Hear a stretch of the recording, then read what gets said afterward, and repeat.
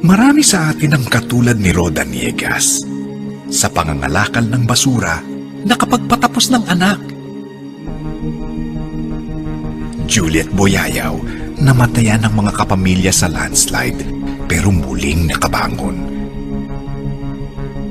Ariel Gilhang, nahulog man sa gusaling ginagawa, bumalik pa rin sa paghahanap buhay.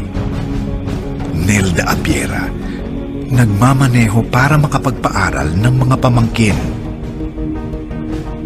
Bugoy Drilon, dating canteen helper, naging sikat na singer. May mga tumutulong sa kapwa tulad ni Major Mario Topacio at iba pang sundalo na tumulong sa mga biktima ng kalamidad. Tess Abiera, nagtuturo ng pagwe-welding sa mga batang mahihirap. Grupong Batang Mama, tinutuwid ang landas ng 50 nilang miyembro.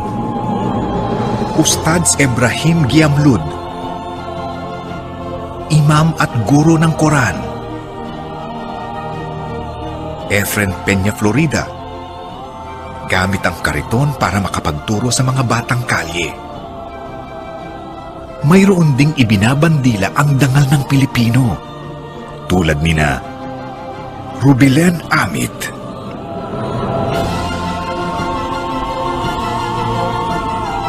ang Philippine Women's Taekwondo Team, at ng libu-libong kabataan.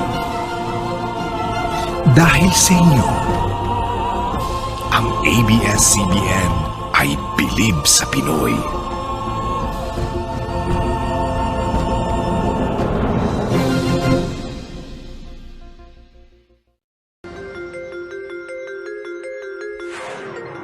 Kapapasok lang na balita, pumanaw na si Batangas gubernatorial candidate Arman Sanchez. Alamin natin ang latest kay Jeff Canoy, live mula sa Lipa City. Jeff.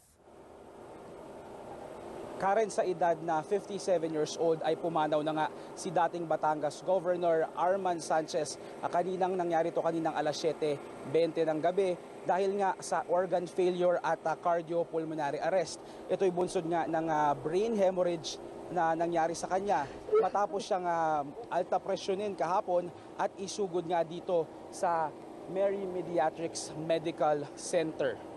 Alam mo Karen, kanina lang alas 7 ng gabi ay nag-press conference pa yung family doctor nitong si Sanchez at sabi niya nga ay humihina na yung vital signs ni Sanchez at hindi na siya nilalabasan ng ihi. Nang ibig sabihin daw ay masama nga raw para sa pasyente at medically speaking ay himala na lang daw ang makapagliligtas kay Sanchez. At kanina nga 7:20 ng gabi ay pumanaw na nga itong dating gobernador. Pakinggan natin ang pahayag kanina ni madamdaming pahayag kanina ni Attorney Freddy Topacio at sa kanyang pagkumpirma nga sa pagkamatay nitong si Sanchez.